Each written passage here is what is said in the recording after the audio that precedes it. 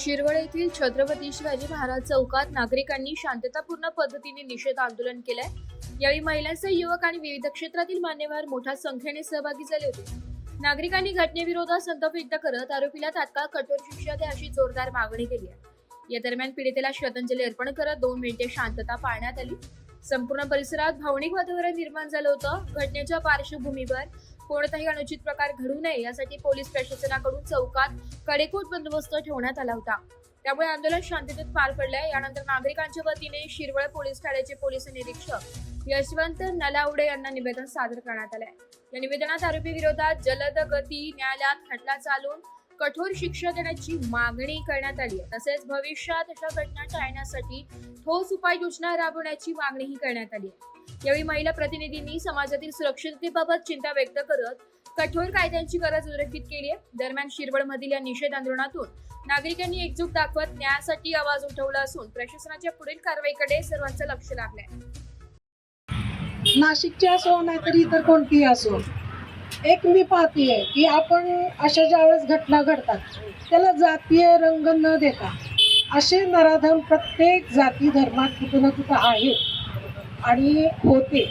तर याला आपण फास्ट ट्रॅक कोर्टमध्ये लवकरात लवकर कसा निकाल होईल, कारण याला पुराव्याची आता काही गरजच राहिलेली नाही आहे, सरळ सरळ समोर झालेलं आहे। तर आता याच्यामध्ये जास्त कोर्ट कचेरी आणि लांबवणं काहीच गरजेचं नाही आहे। फास्ट ट्रॅकला लवकरात लवकर याचा निकाल व्हावा आणि कठोरात कठोर जितकी शिक्षा देता येईल तितकी जर दिली तर पुढं याला कुठंतरी पायबंद बसेल, नाहीतर हे असं चालत राहणार। कारण हा माणूस जो आहे तो काही लहान नाही आहे किंवा 14-15 वर्षाचा नाही आहे, त्याचं वय किती आहे, 60च्या पुढं गेलेलं वय आहे, म्हणजे किती समंजस माणूस आहे। म्हणजे असं जर होतंय तर त्याला अजिबात भीती नाही आहे, त्याच्यानंतरही तो थांबलेला नाही आहे, त्यानं त्या बाळाला मारून टाकले, म्हणजे किती तो नराधम आहे याची आपल्याला कल्पना आलीच असेल। तर असं आपण माणूस आहे, जानवर नाही आहे, नाही का। तर आता आपल्याला सगळ्यांनाच, पुरुष महिला सगळ्यांनाच, महिलांनीच नाही तर पुरुषांनी सुद्धा ह्या गोष्टीला बरोबर राहून फास्ट ट्रॅकमध्ये लवकरात लवकर कसा निकाल होईल याच्यावर आपण सगळ्यांनी आता लक्ष दिलं पाहिजे। आणि असं झालं तरच पुढे यातून कुठंतरी पायबंद बसणार आहे।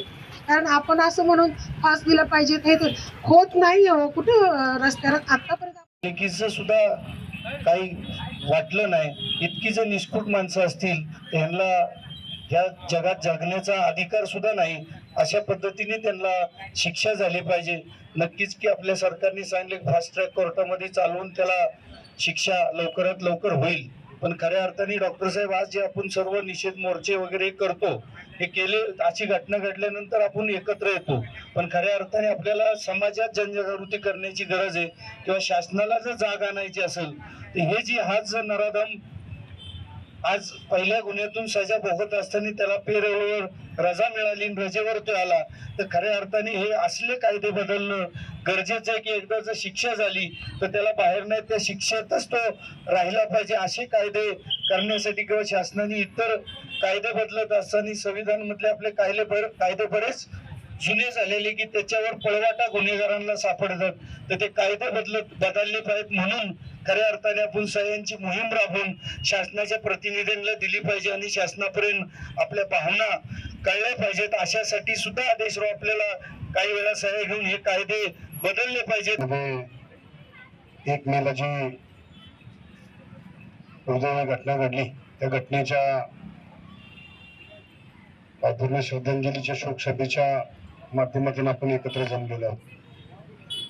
खरं तर 1 मे संपूर्ण महाराष्ट्रामध्ये आपण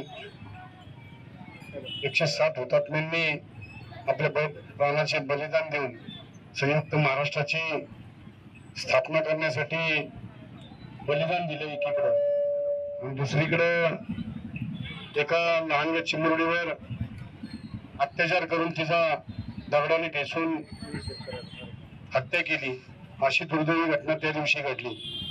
म्हणजे महाराष्ट्र 1 मे आपण सर्वजण सण साजरा करण्याचं काम करतो, परंतु हे दुर्दैवी घटना त्या दिवशी जी घडली त्या घटनेमुळं नेहमी 1 मे ध्यानात राहील की नसरापूरमध्ये दुर्दैवी घटना अशी घडली होती। त्या लहान चिमुकलीवर अत्याचार करून तिचा दगडाने ठेचून हत्या केली होती। खर तर सगळ्याच मान्यवरांनी या ठिकाणी श्रद्धांजली अर्पण करताना आपल्या भावना केलेल्या आहेत. भावना व्यक्त करताना मला एकच वाटतं की आपल्या माईमाऊली छत्रपतींच्या शासनामध्ये किती सुखरूप होत्या. जर एखादी व्यक्ती चुकली तर त्या व्यक्तीला दया, क्षमा, शांती बिलकुल नाही. डॉक्टर साहेबांनी आदेशातनी सांगितलं की कलम करून निकामी करायचा, परंतु कडेलोट सुद्धा शासन होतं. कडेलोट केलं तर त्याचं ध्येय सुद्धा गावत नव्हता. अशा पद्धतीचं शासन त्या टायमाला छत्रपतींच्या काळात मिळत होतं. का तर माझी मायमाऊली सुखरूप राहू. आणि आजच्या काळामध्ये काय पाहायला मिळतंय आणि वस्तुस्थिती आहे, बदलापूरची घटना घडलेली मला वाटतं 1-1.5 वर्ष झालं. लहान लहान मुलांवर अत्याचार होत आहेत. मी पोलीस प्रशासन असेल किंवा महाराष्ट्र शासन असेल त्या शोकसभेच्या माध्यमातून एकच सांगेल की ज्या ज्या ठिकाणी आमच्या एसवराठी न्यूज साठी तालुका प्रतिनिधी संजय चाकुडे, शिरवळ.